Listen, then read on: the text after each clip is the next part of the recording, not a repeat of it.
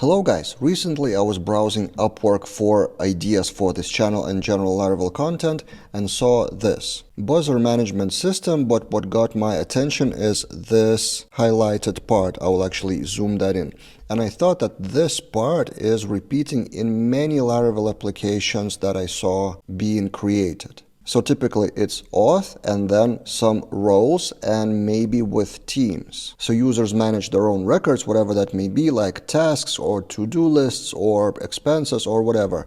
Then there's admin, like a team admin to manage the users of the team and maybe records. And then there's super admin who manages everything. So I decided to kind of get back to fundamentals and try to create that basic core functionality on top of Laravel Breeze. And in this video, I will show you my version of the code, which is available on GitHub for you to start with. You can use it kind of like a boilerplate, pretty simple one, but with fundamentals. But also I decided to do it in two ways. One is Laravel Breeze and then separately with the popular filament system. So I will shoot a separate video about the filament system on my second channel called Filament Daily, so you can subscribe to that. And also if you haven't worked with filament at all, I have a course about filament on my Laravel Daily courses, one of the most popular ones. So I will link those in the description below. But in this video, we will focus on Laravel Breeze, adding those roles from the initial job description, and I will show you the code. And this will be kind of almost like a code review step by step.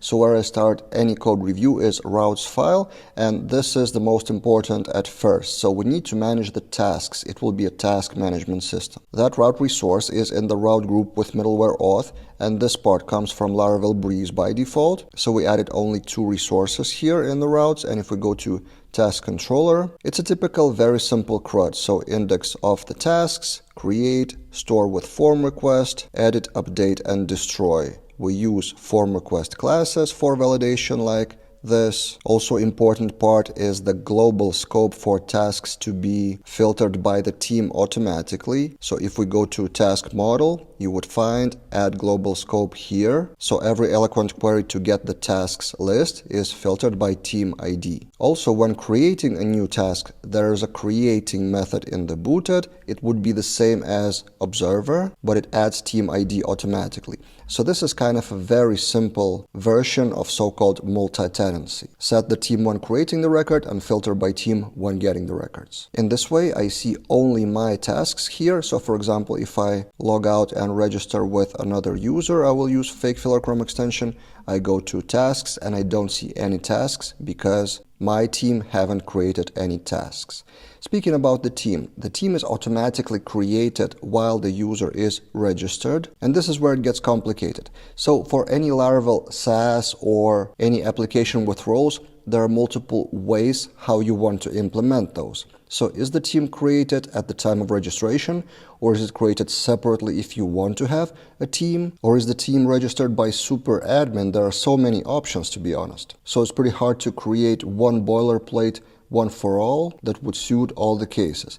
But in our case, if we go to the registered user controller, which comes from Laravel Breeze by default, in the store method, we add a logic of DB transaction and adding a role to the user. So role ID comes in the same user create, but also within the same transaction, we create a team for that user. User-owned team is a has-one relationship. The next thing I wanted to show you is this gate authorize manage tasks comes from the app service provider, where we define all the gates. In our case, manage users is done by team admin and super admin, and manage tasks is by user and team admin. So super admin cannot manage the tasks, they can only manage the users. And this is also debatable. Another option, how to structure your SaaS in terms of how it functions. It's not even that much about Laravel code or database structure. It's more about how you want things to work. And then that has role is an interesting function in the user model, just checking the role name and is the user's role within the names that are passed. It may be one role or it may be multiple roles as array, as in this case. And then we can use gate authorize here in the constructor of the controller. For example, if we go to user controller, it would be the same gate authorize but with different gate name. In manage the users, we have index, which queries the users from that team if it's not user admin. So if it's team admin, then we filter by team. Also, we don't show the user themselves who is logged in. And then there's a create, store, edit and update. And edit and update is not editing the user, it's just changing the password, but I'm just using edit method here because it represents the same action of edit. It's just editing the password and not the full user. To be honest, not much more to show in this boilerplate. Maybe you would be interested in the seeder of role and user, or maybe in the migration files, but you can see them all in the GitHub repository, and I will link that in the description below. And now we can discuss in the comments. First, would you do the things the same way as I did, or maybe you have suggestions to improve or change or fix some things? And then I may continue the series on this boilerplate by adding more features. So what features do you want in such simple boilerplate? Of course, there are more boilerplates and starter kits out there like Jetstream or others, but I thought maybe as a fundamental I would want to create a video series explaining those deeper things and not just providing the boilerplate on GitHub. Basically, my goal is to add explanation of why, not just the how.